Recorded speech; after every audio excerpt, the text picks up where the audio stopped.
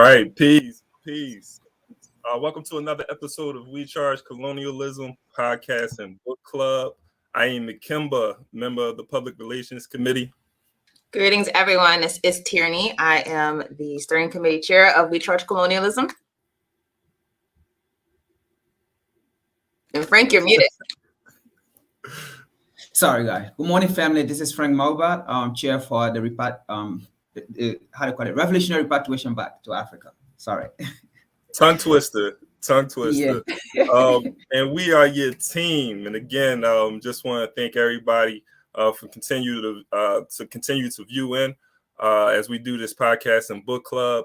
I want to encourage everyone to like and share, so we can get more people to tune in to this podcast and book club. We charge colonialism.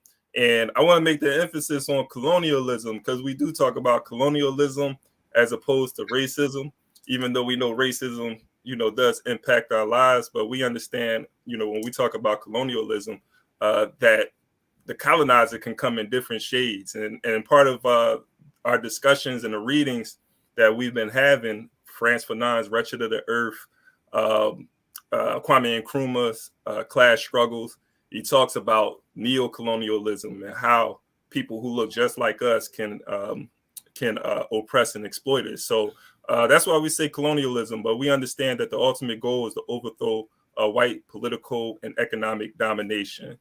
So today we're going to be reading How Europe Underdeveloped Africa. We're going to continue with that, chapter 5, which is page 147 if you're using the book, and page 231 if you're going to be reading along in the PDF. That's going to be the second half of this podcast and book club. There should be a link. If you don't have the book, there should be a link in the chat that you can just click on and you can read along with us. But we're going to start off as we usually do by looking around the world at different news or what's in the news. And Frank is going to start off by discussing what's taking place in South Africa or occupied Azania. So Frank, you want to start us off?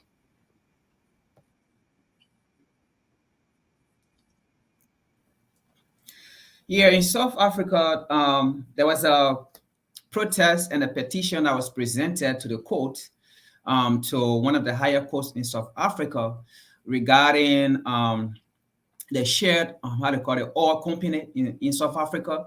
So there's a survey that they're trying to do to try to, get oil from the sea.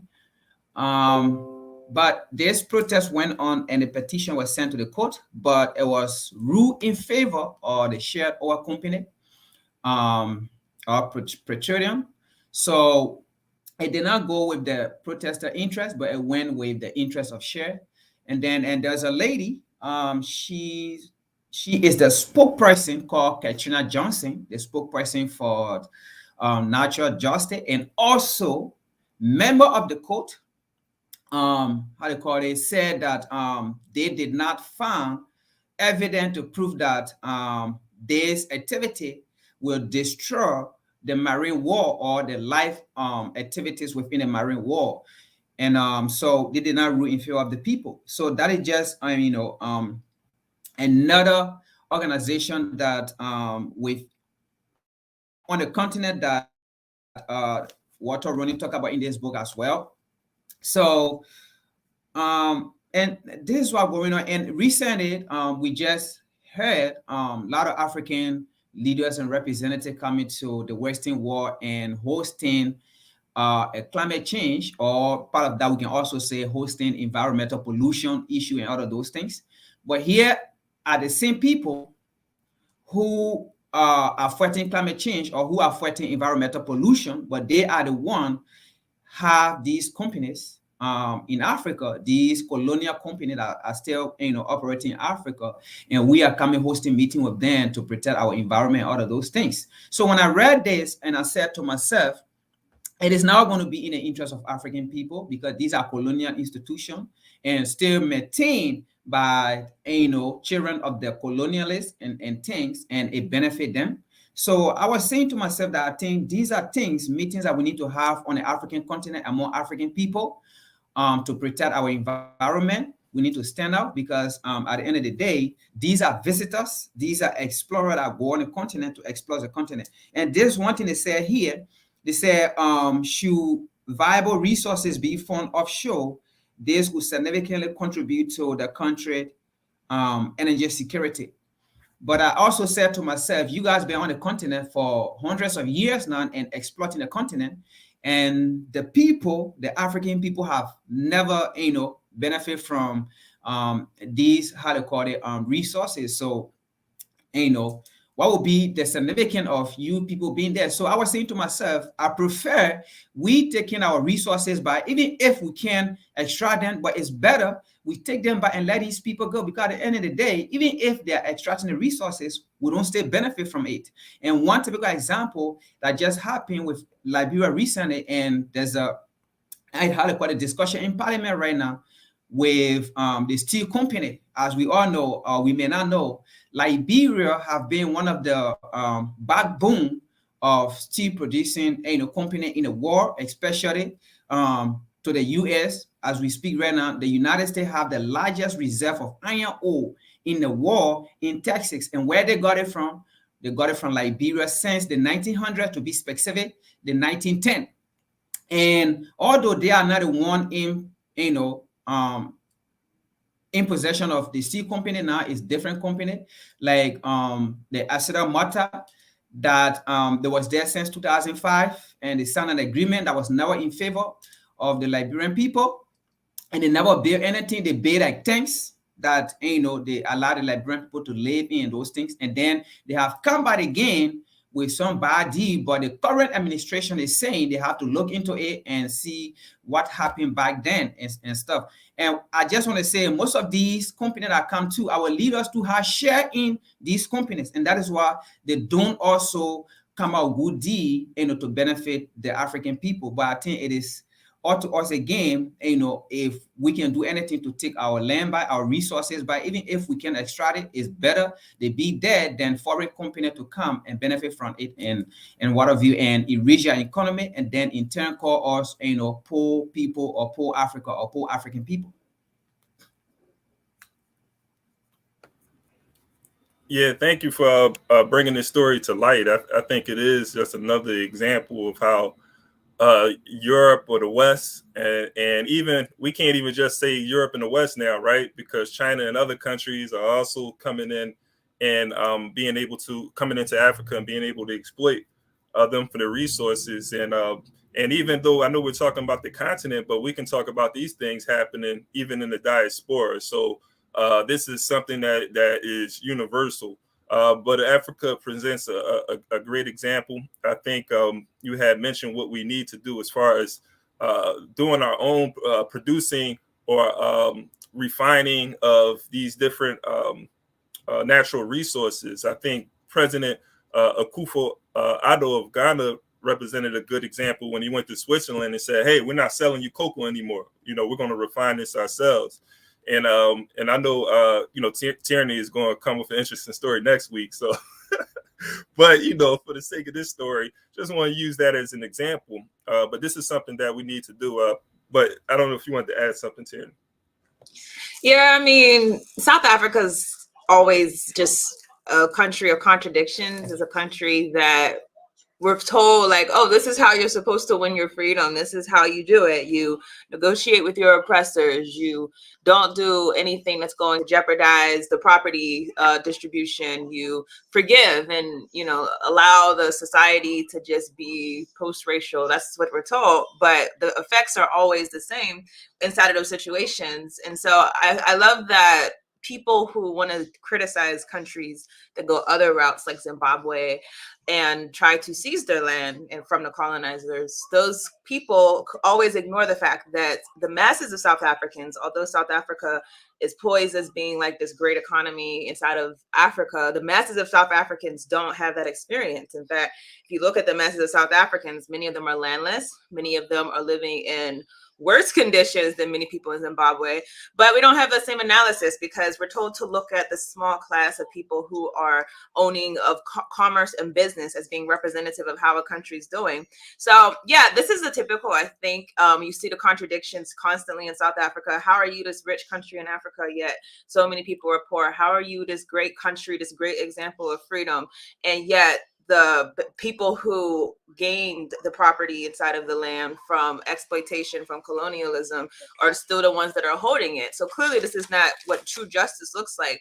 And unfortunately, anytime that there's a conversation about trying to redirect justice inside of South Africa to be one that is true, whether it's the EFF or other radical parties and factions, there's always this pushback, this idea that, no, you can't do that. You can't touch the land. You can't do anything that's going to jeopardize investment. We're told this idea that having people, foreigners, come and invest inside of your country, that's the ideal that all countries should aspire to. But by now, I feel like we should have.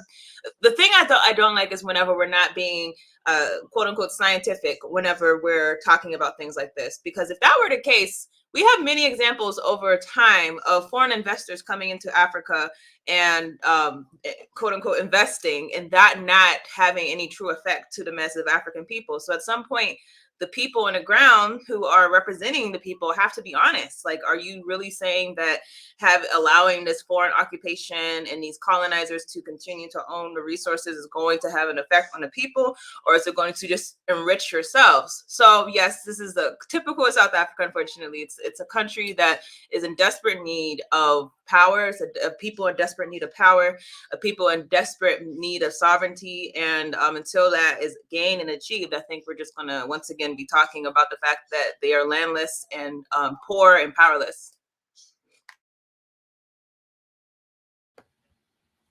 Yeah, I agree, and that's why I think it's important that the movement for transformation of these societies has to be a movement led by the working class and poor. Like, it has to be a dictatorship, and I'll just use that word, but dictatorship of the working class and poor.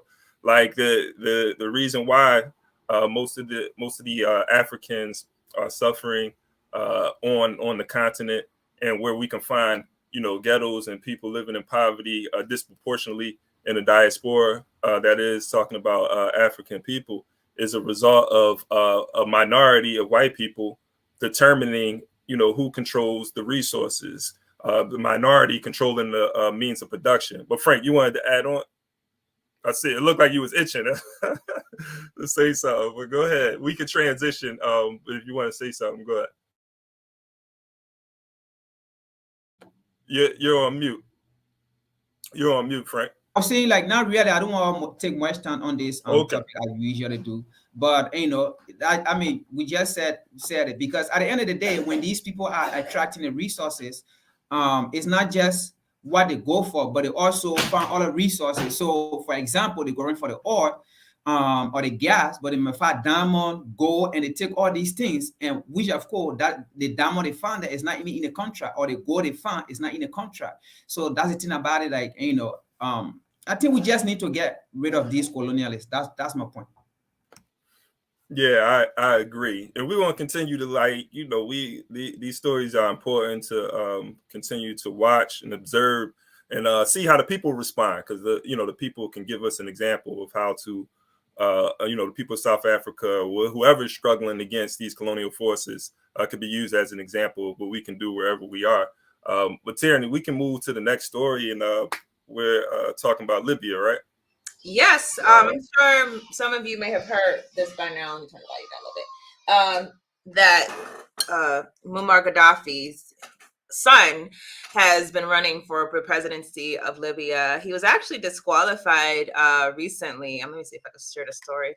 He was disqualified recently because basically the country's powers that be said that he had committed human rights atrocities whenever his father was in power, which he contests, obviously.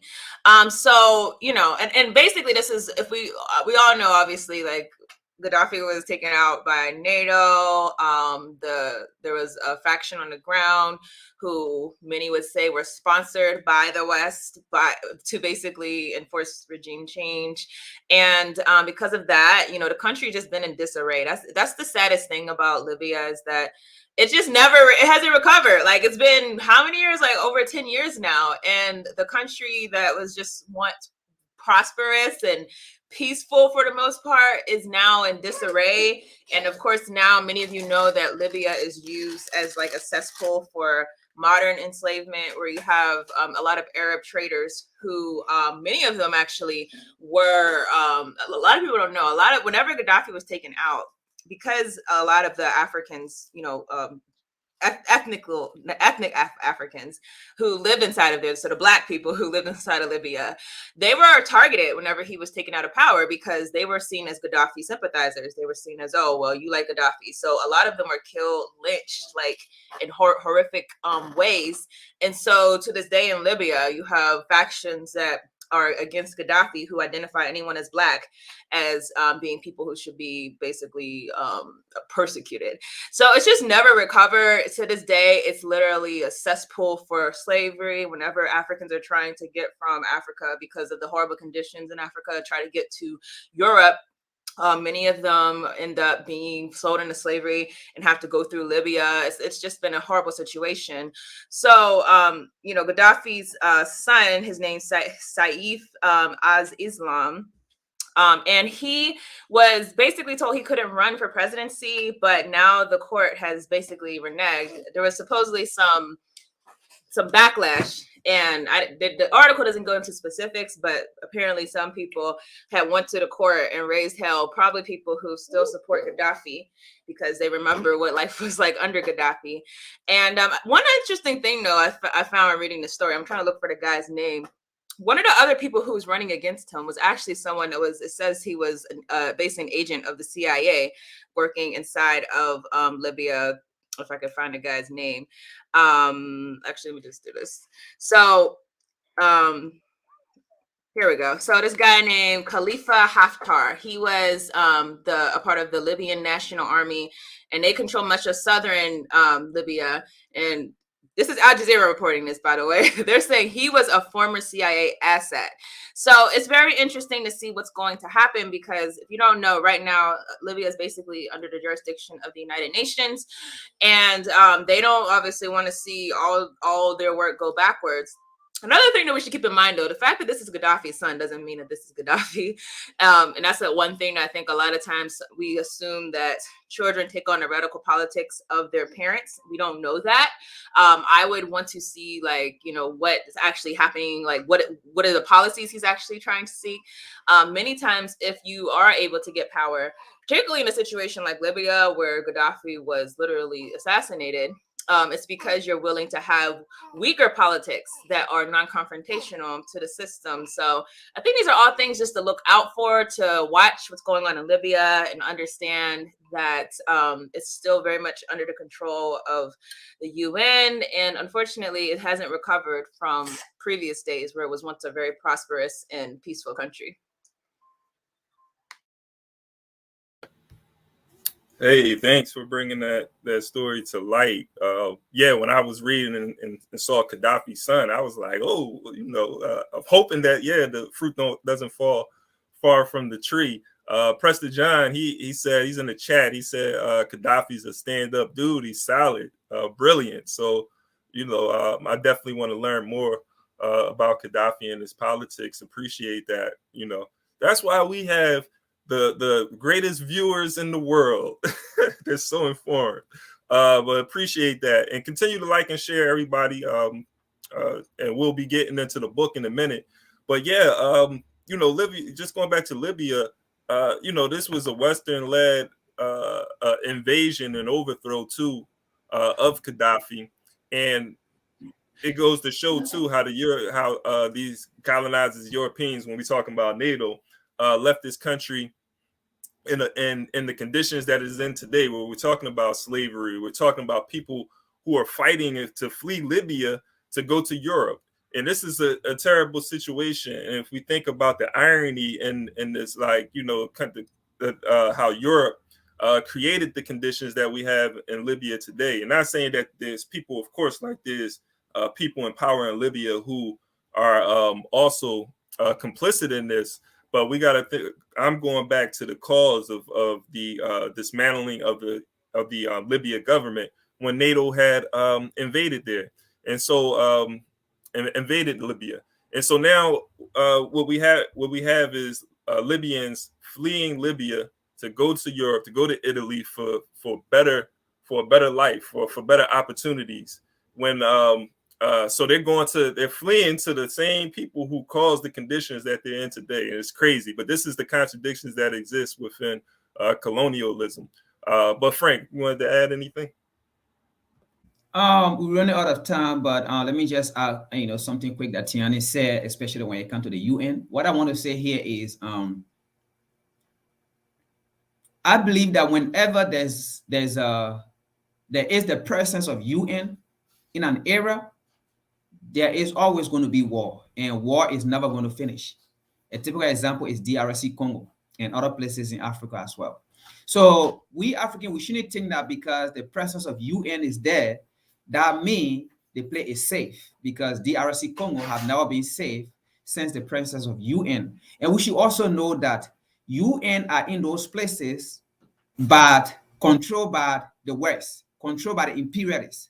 And UN are the same imperialists that gave money, that donate money to UN. And that's what UN believes. So they don't really believe in the ideology of Africa being free as long as it's being controlled by the imperialists and all of those things. So we shouldn't believe that UN is there, meaning there's a peace, because it's controlled by the imperialists and stuff. So as for once, as we are also advocating for the removal of foreign military on the continent, we should also advocate for the removal of UN into those places, and we can, empower our own African military, and we can empower ECWA, we can empower AU, as long as African leaders are ready to work, and Africa will be a better place. Hey, and indeed, and there was the question in the chat. It was talking about the power. What power do we have? To bring in. So what power do we have as a people to force the government to create change? It seems like you can have a corrupted government that cannot be challenged by its people. And I feel like these governments can be challenged, and I understand the backlash that we have as a people when we do challenge these governments. But I think what can make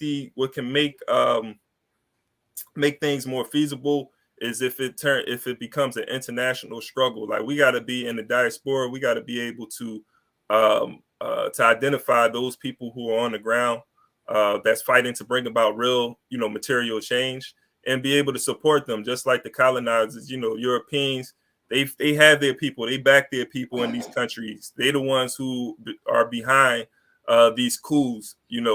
Sometimes it's the people, who are just tired of the corrupt government. But just how Europe, just how America, how they fund these reactionary governments, we had to be able to support the revolutionary people who are on the ground that's trying to bring about that change. So the power is going to come from it being an international struggle, even in these local areas. But I don't know if anybody wanted to add something before we move on.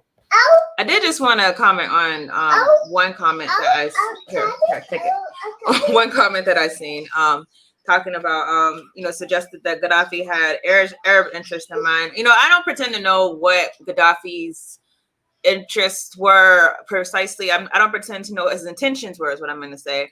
But what I do know is that what he was proposing as far as Africa, regardless of what his intentions were.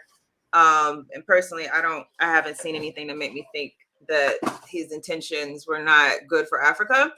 But regardless of it, what he poised to the Western powers was enough to tell us that he wasn't taking out because of his Arab sentiments. He was taken out because of his African sentiments. He was taken out because of him saying Africa needs to go on the gold standard.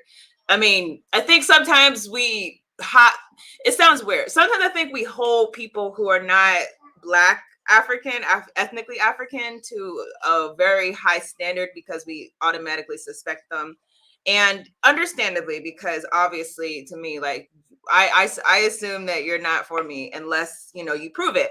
But that's across the board. That's regardless of if you are a Black African, a real, you know, ethnic African, or if you're an Arab African. That's across the board. If you're a European, like, meaning like, I don't trust Muhammadu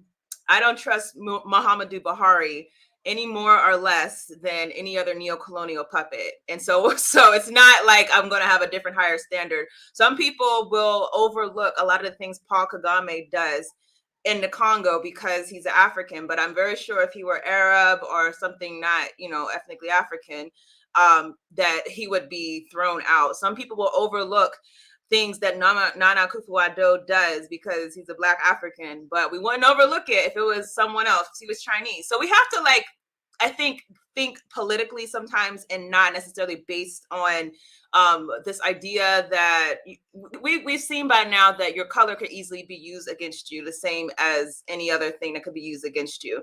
My ultimate concern is, are you for the liberation of Africa? Are you doing things, you know, not just talking? Are you doing things? Because Paul Kagame says he's for the liberation of Africa. Is he doing things that are for the liberation of Africa? No.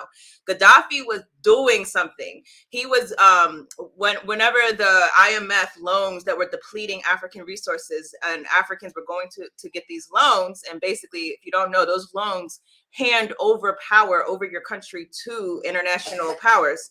Gaddafi was basically saying, no, I'll give you loans, and I'll give you loan forgiveness. Like, those are the things that are threats to African sovereignty. So I just think we have to be a little bit more focused on what actions are going to be good for us versus what actions are going to work against us. And from what I've seen Gaddafi in his day, when he was alive and pushing for that African gold standard currency, United African currency, I don't know anyone else in the continent at that time that posed more of a threat to Western hegemony inside of Africa than him at that particular moment. So that's my opinion.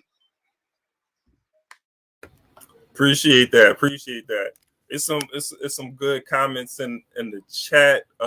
Continue to build, you know, and like and share. As I said before, we're going to transition into the book in a minute, but I wanted to talk about Mumia as our last topic in our weekly roundup. 40 years ago, Mumia was arrested and charged with the murder of a police officer. He's still behind bars. He was actually on death row up until, I think, I can't remember the date. Was it 2001 or something like that? Excuse me for the date, but he was on death row, was taken off death row. And but he continues to be behind bars. Mumia Abu-Jamal is a political prisoner. While behind bars, though, he produced 15 books that I want to encourage everybody to, you know, go out there and get some of his readings. His bestseller was Live from Death Row. The book that I've been reading is Murder Incorporated. There's actually 3 parts to it. I'm reading number 1 right now, but I want to encourage people to get Murder Incorporated as well, because it goes through this history of manifest destiny and this policy that the United States of America has had when it comes to indigenous Americans and African people. So check that out. Actually, today we're going to be out there. I'm in Philadelphia, so we're going to be out downtown in City Hall, demanding the release of Mumia Abu-Jamal. That's happening today. So, you know, anybody that's local, take part in that. But just wanted to bring this story up too, just to bring to light that, yes, there are political prisoners in the United States of America, you know, as much as they want you to think that there aren't. But there's hundreds of political prisoners here. And so, you know, we don't just say free Mumia, we say freedom all. These are people who was arrested because in charge and are behind bars, not because of the crime that they did, but because of their political views. During this period of time, the 60s and the 70s, where a lot of people became political prisoners in the 80s, they were fighting and resisting against a system who was oppressing and exploiting Black people here in the United States of America. And in all actuality, what we were doing was building institutions, anti-colonial institutions, for ourselves, and this was looked at as a threat to the colonial or to the power structure. And so, with that being said, they developed antagonistic relationships with the African community, African American community here in the United States, and as a result of these antagonistic relationships, we were forced to defend ourselves at some point. And as a result of that, a lot of our people are behind bars for crimes, and a lot of these are on trumped up charges. Geronimo Pratt did somewhere around 27 years for a crime that he didn't do, and the state knew he didn't commit the crime, and he was released because of the efforts of Johnny Cochran and the people. So, but I just wanted to bring to light the political prisoners here in the United States. Anybody want to add anything? Go ahead. I'm just glad that we remember him, and Brother Kanata in WCC made a big push that anytime he had a chance, he was going to tell people free Mumia. It's something that is hard because it really makes you feel like when people give their life, to the liberation struggle, and then like literally give their life, and lost everything for us, but we kind of continue on business as usual. It's very saddening, and I'm happy that people like you and Brother Kanata are reminding us these people are there suffering because of the fact that they wanted us to be free. The least we can do is show support. So I'm definitely hoping that you get a huge crowd there today. Is this today or? Yeah, today, 1 p.m. at starting at the Cato, City Hall, where the Octavius Cato statue is at City Hall. Yeah. Yes, so definitely, and we stand in solidarity always with all of our freedom fighters in Mumia. So thanks, Kimba. Wanted to add anything, Frank, before we move? No, we can go ahead. All right. So we're going to transition into the book reading, How Europe Underdeveloped Africa, by Walter Rodney. A lot of the things we're talking about today, Walter Rodney is even, explaining these things in a historical context. So it just shows that the more things change, the more they remain the same as we're reading this book. So we're starting at chapter 5, which is page 149. I'm sorry. No, let me stop. Let me get that right. Chapter 5 is page 130. 147. Okay. I may have gave y'all the wrong page earlier, so excuse me if I did, but it's 147. Yeah, it's 147 of the book. Yeah. And then the PDF, it's 231. All right, so we're going to get started on that. Again, like and share. So I'll start off with the quotes at the top. The colonies have been created for the metropole, by the metropole. French saying. Sells operations in the United States and management of the 14 Unilever plants are directed from Lever House of New York's fashionable Park Avenue. You look at this tall, striking glass and steel structure, and you wonder how many hours of underpaid black labor and how many thousands of tons of underpriced palm oil and peanuts and cocoa is cost to build it. W. Alpheus Hunton. Expatriation of African surplus under colonialism. Capital and African wage labor. Colonial Africa fell within the part of the international capitalist economy from which surplus was drawn to feed the metropolitan sectors. As seen earlier, exploitation of land and labor is essential for human social advance, but only on the assumption that the product is made available within the area where the exploitation takes place. Colonialism was not merely a system of exploitation, but one whose essential purpose was to repatriate the profits to the so-called mother country. From an African viewpoint, that amounted to consistent expatriation of surplus produced by African labor out of African resources. It meant the development of Europe as part of the same dialectical process in which Africa was underdeveloped. By any standards, labor was cheap in Africa, and the amount of surplus extracted from the African laborer was great. The employer under colonialism paid an extremely small wage, a wage usually insufficient to keep the worker physically alive, and therefore, if he had to grow food to survive.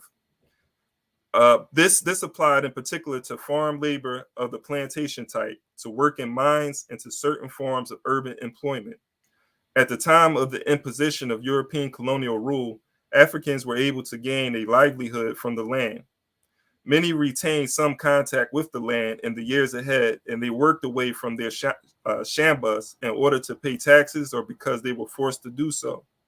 After feudalism in Europe had ended, the worker had absolutely no means of sustenance other than through the sale of his labor to capitalists.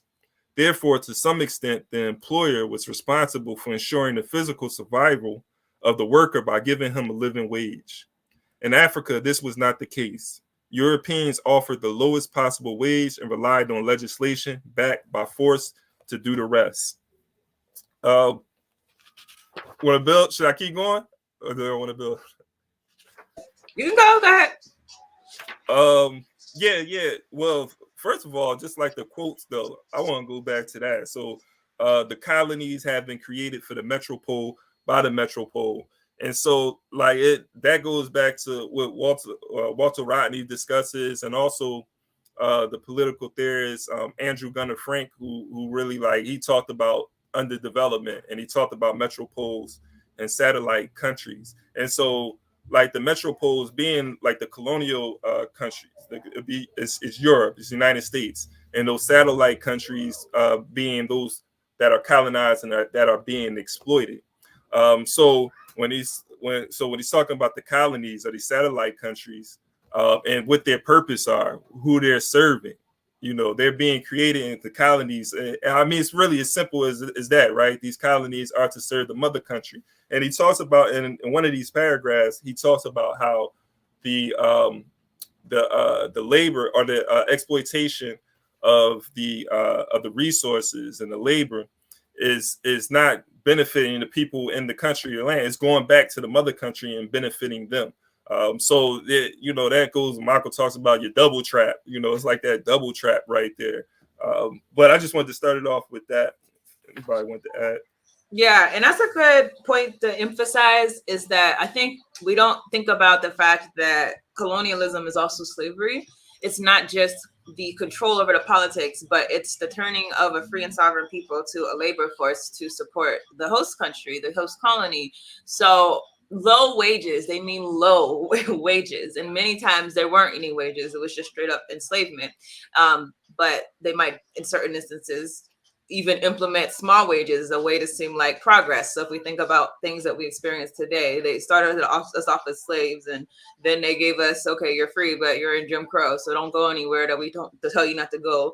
And then it turns, they might give us small things, but the ultimate purpose is that we be a labor force that's going to be depleted by the host country. So that's an important feature to just keep in mind, because a lot of people try to disconnect colonialism from slavery. It is slavery, and colonialism or slavery operates under colonialism, as it does under as colonialism also operates throughout imperialism. So it's just important for us to keep in mind that the struggle of enslavement is something that we all have felt universally around the globe, whether it was through the transatlantic slave trade or if you were actually colonized in the actual African continent. So that's an important point. Yeah, that exploitation too that takes place. There was a point when you was talking, you said something, but also the middle class. That's what I was thinking about, like the white, because he talked about in Europe, like the white workers, right? But these white workers are benefiting at the expense of the African labor force in Africa. That exploitation, being able to pay them these low wages, and it's bringing the wealth. And people talk about this trickle down effect, right?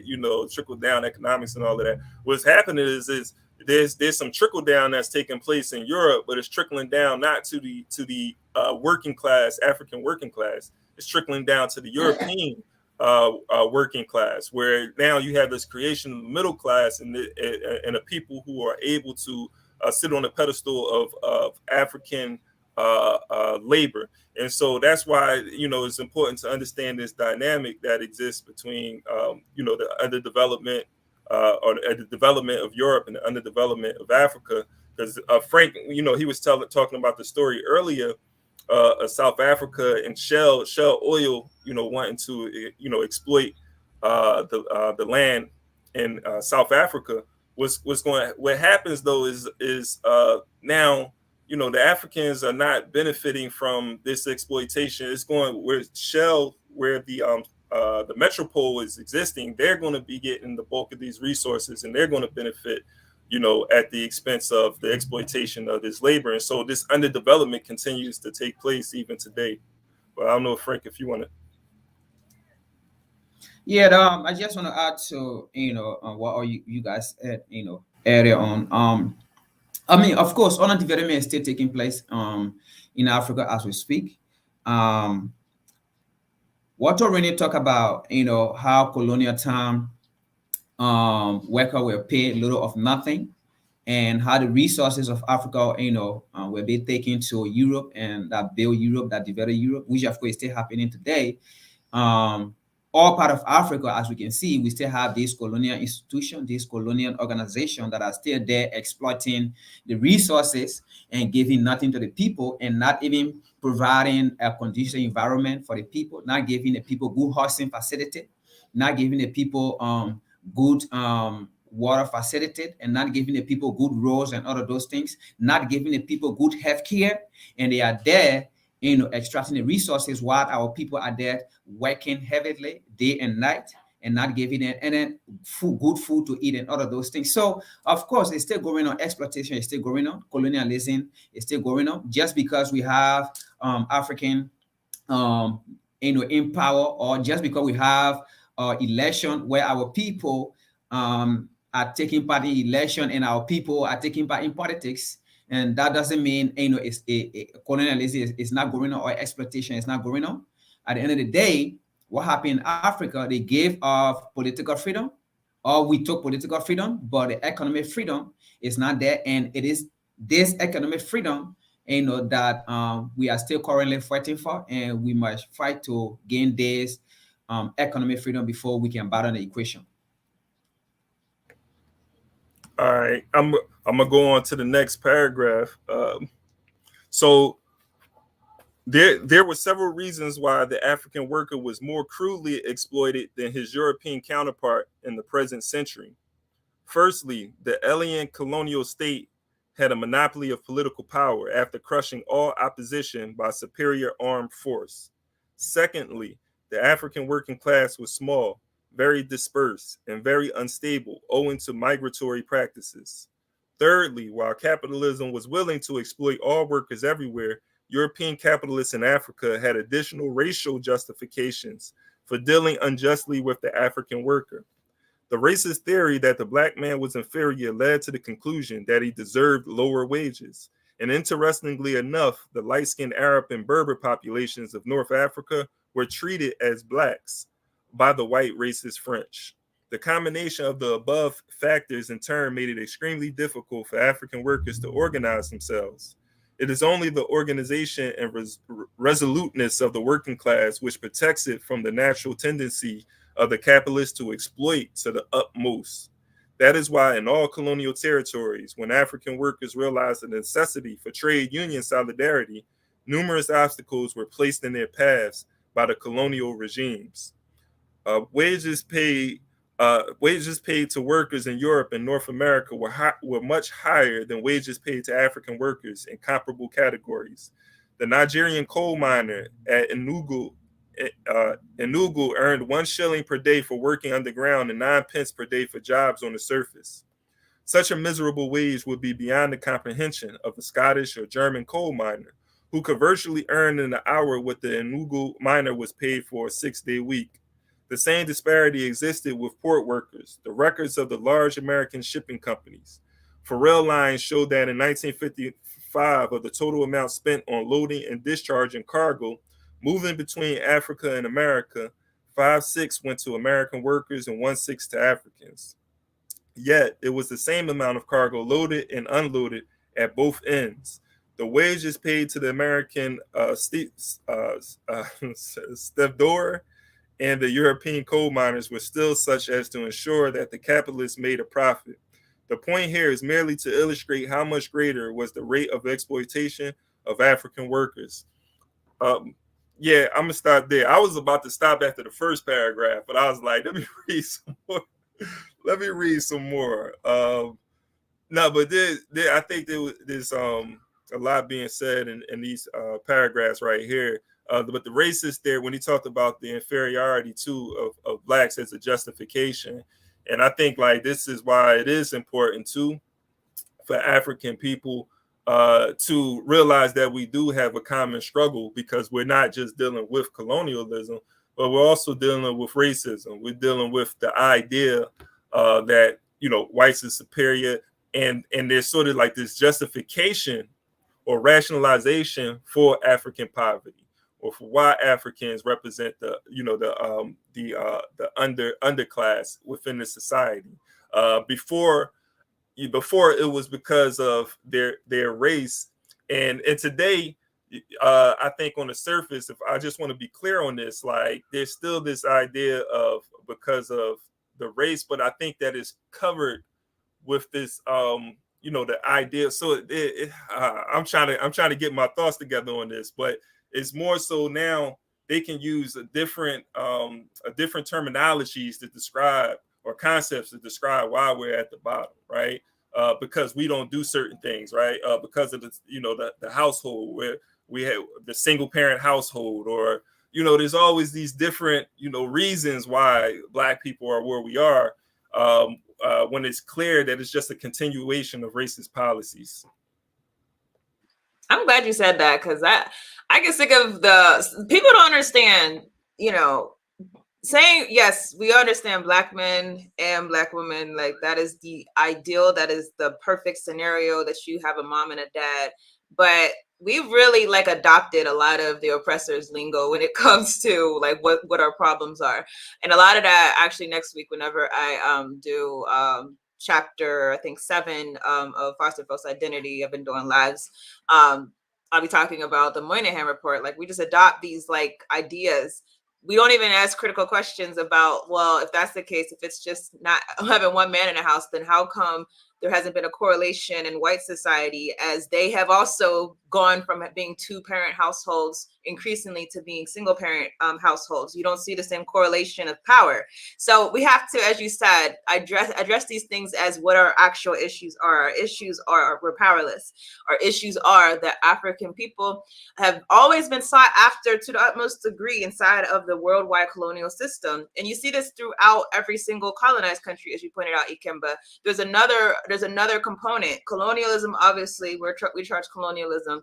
We identify all colonialism as against the interest of people, but we understand that the way that it affects African people has always been more drastic because of an added layer of colonialism that has made us basically the blame for all things wrong, that has made us the inferior class. And so you go to Latin America, colonized countries, but even in that colonized country, there's a more subset of colonized people who have experienced way worse. You go to Africa, we look at the people who are like South Africa, who are referred to as colored, you know, people who are of mixed ancestry, but then at the bottom, there's the people who are more African ancestry. There's a common theme throughout the colonial project, that is that Africans are going to be exploited more than anyone else. And so it's really on us to correctly identify that our problems are not because of our own attributes. Our problems are because of that common denominator, that the oppressor has always had his foot on our neck more than anyone else.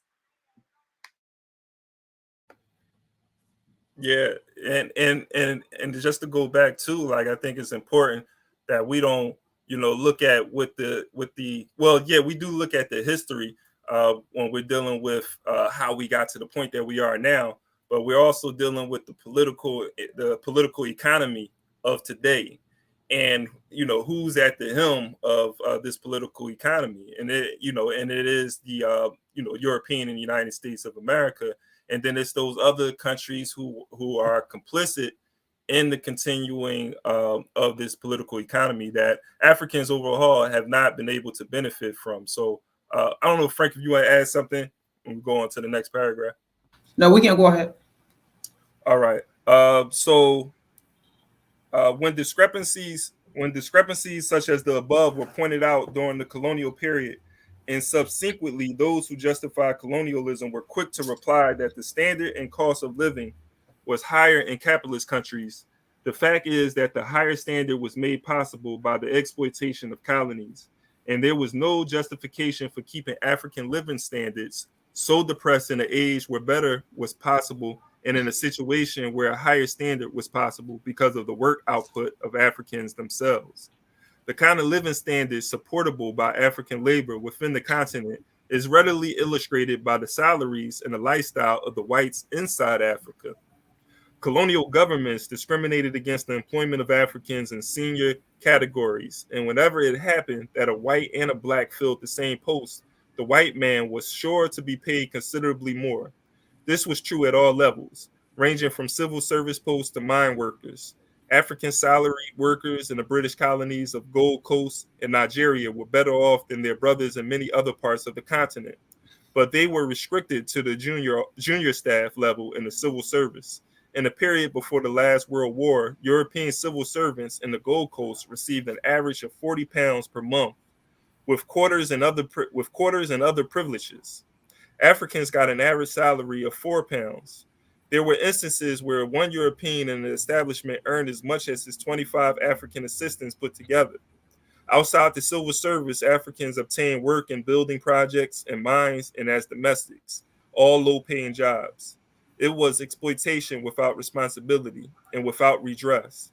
In 1934, 41 Africans were killed in a gold mine disaster in the Gold Coast, and the capitalist company offered only £3 to the dependents of each of these men as compensation. Where European settlers were found in considerable numbers, the wage differential was readily perceived. In North Africa, the wages of Moroccans and Algerians went from 16% to 25% those of Europeans. In East Africa, the position was much worse, notably in Kenya and Tanganyika. A comparison with white settler earnings and standards brings out by sharp contrast how incredibly low African wages were. While Laura Delamere controlled 100,000 acres of Kenya's land, the Kenyan had to carry a kipande pass in his own country to beg for a wage of 15 or 20 shillings per month. The absolute limit of brutal exploitation was found in the southern parts of the continent and in southern Rhodesia. For example, agricultural laborers rarely received more than 15 shillings per month. Workers in mines got a little more if they were semi-skilled, but they also had more intolerable working conditions. Unskilled laborers in the mines of northern Rhodesia often got as little as 7 shillings per month.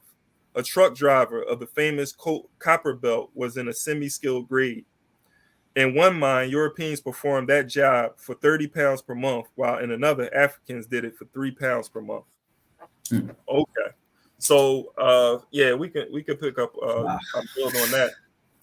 Yeah, I mean, this is getting to the heart of underdevelopment. This is what Walter Rodney is. This is his premise right here. That he's made in these couple of paragraphs. I think he makes the point clear.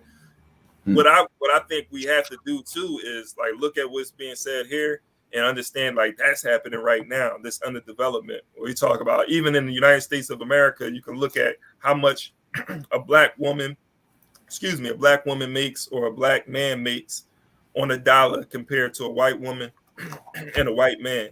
But this is underdevelopment.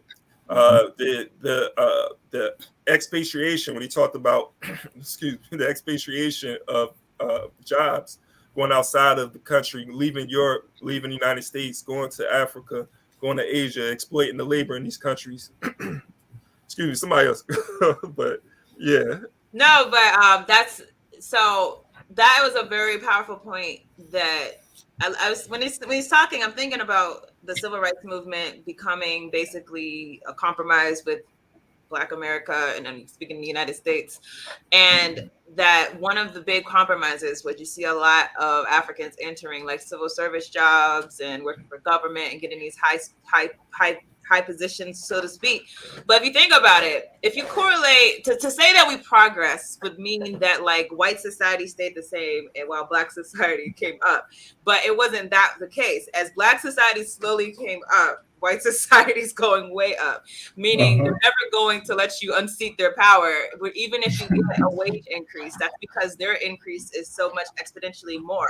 So it's important for us to understand that everything's very calculated. They're never going to do anything that's going to jeopardize their lock on the economy. And so that's why when he's saying these things, I'm like, wow, that's literally like today. Like you literally see the same thing. You see people talking about, oh yeah, we have Black representation here, but look at where all the top officials are. Look at who or the top ones inside of the companies. You have some people so happy to work for some firm or something like that, but they're not even considering the fact that you are a worker, whereas the people who actually make the decisions, they don't look like you. So all that diversity and inclusion stuff, that's just to keep you people on the bottom happy. You know, maybe you get to have some white coworkers, but guess what? They're going to make sure that those top positions are solidified for their people. So that's a very telling thing that, wow, this is something that it has a long legacy, far back, you know, with our people since we've been encountering this colonial system.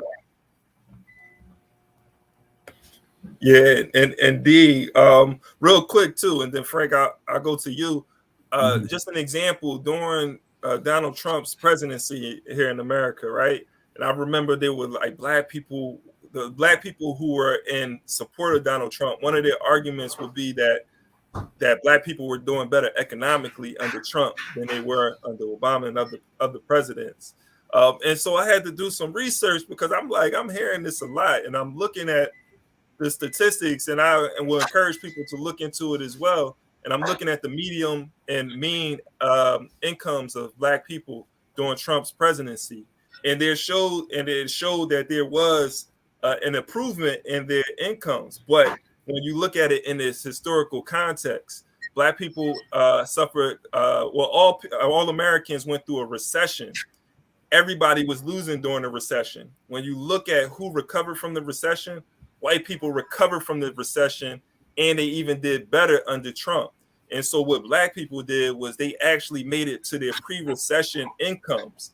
And so that's underdevelopment to its core. It's like we went back to where we was pre-recession, but white people went back there and even improved their incomes. So this is the heart of underdevelopment. But now is this illusion that, hey, we're doing better under Trump? Like, no, we're doing what we were doing before. Well, go ahead, Frank. I mean, you guys said it. I just want to, running up, with what you guys said, and most of the time, people will talk about, Africa or African people and don't discuss the problem of Africa or African people, what, brought out this far. And they will go out to say things that, are not factual to the situation. And they just come out with their own things. And even this current time, like, we were reading this book that I read before as well. Sometimes I sit and say to myself, why should people work to the same place, the same job, the same office, but can't discuss pay? And they try to say, it's personal, you can't discuss your pay whatsoever. So if we both getting the same pay, why we can't discuss this, the pay rate or the pay, issue and things?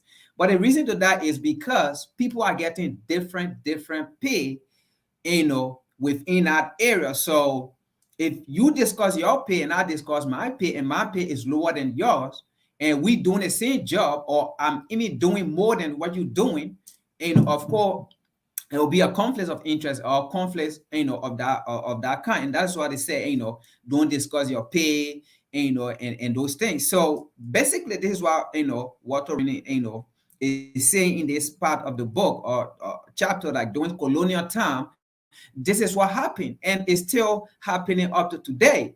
That people are getting paid, based on their quota. People are getting paid based on on their race and all of those things. So that is just to say, and this is what, again, we can look at and look at the Black, community of what we experiencing in our neighborhood as well. Indeed, I'm laughing because I remember working for this company and everybody was trying to figure out how much everybody was getting paid because they like, hold on, I need to be getting paid more. Tyranny, any last words before we? I do want to say, everyone, please look out this week. We have a few things coming out. One thing is that we have on Friday a declaration that we will be publishing from a collaborative effort of numerous Pan-Africanist organizations, Africa Unity Movement for Decolonization.